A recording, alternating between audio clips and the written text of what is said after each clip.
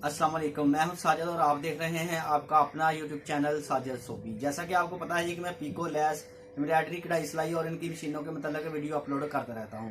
तो जी आज की वीडियो के अंदर हम फुल गला बनाएंगे जी जुनून 8200 के साथ। जैसा कि मैंने इसके 3 डिज़ाइन पहले भी बनाए हुए हैं, जो कि डिज़ाइन नंबर 1, डिज़ाइन नंबर 2 और डिज़ाइन नंबर 3 के नाम से मैंने अपने चैनल के ऊपर अपलोड किए हुए हैं। तो आज ये 4 नंबर वाला डिज़ाइन बहुत ही प्यारा और खूबसूरत बनने वाला है जी, वो बनाएंगे।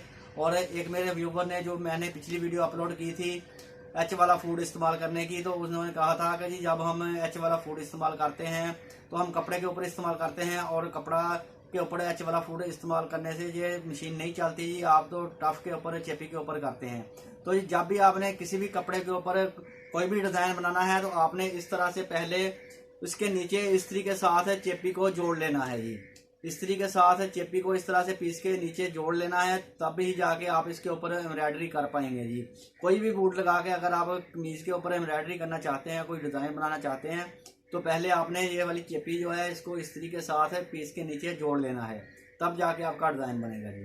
तो अभी हम चलते हैं मशीन की तरफ और करते हैं काम शुरू। काम शुरू करने से पहले जिन लोगों ने मेरे चैनल को किया हुआ है सब्सक्राइब, उनका बहुत बहुत शुक्रिया। और जो मेरे चैनल पे नए हैं, चैनल को जरूर सब्सक्राइब कर लें और बेल आइकन को प्रेस कर लें, ताकि इस तरह की आने वाली वीडियो का नोटिफिकेशन सबसे पहले आपको पहुंचे और आप उसको देख सकें। शुक्रिया।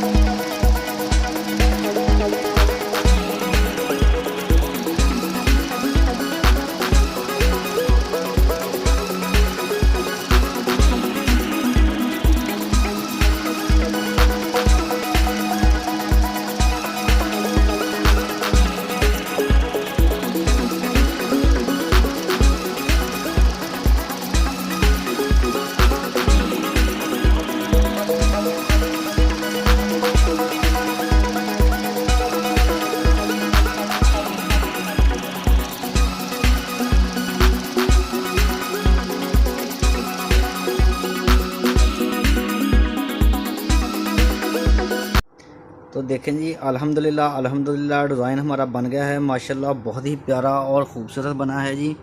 और मैं आपको करीब से इसके ये कोने दिखाऊं जी। देखें जी, इस कढ़ाई के जो ये वाले डिज़ाइन इस तरह से फुल गला बनता है, इसका कमाल यही होता है कि जो आपके ये कोने होते हैं इस तरह से परफेक्ट बनने चाहिए जी। देखें आप, इसके जितने भी डिज़ाइन मैंने चलाए हैं इन तमाम के जो कोने बने हैं देखें बिल्कुल एक जैसे हैं जी। तो इस तरह के कोने बनाने के लिए आपको कौन सी ट्रिक की ज़रूरत है, इंशाल्लाह नेक्स्ट वीडियो के अंदर मैं आपको बताऊंगा कि आप किस तरह से जो आपके ये कोने होते हैं इस तरह के गलों के, वो आप किस तरह से इस तरह परफेक्ट बना सकते हैं। तो जी वीडियो अच्छी लगी है, डिज़ाइन अच्छा लगा है तो वीडियो को ज़रूर लाइक करें और मेरे चैनल को ज़रूर सब्सक्राइब करें। नेक्स्ट वीडियो के लिए मुझे दीजिए इजाज़त और अपना रखिए ख्याल। अल्लाह हाफिज़।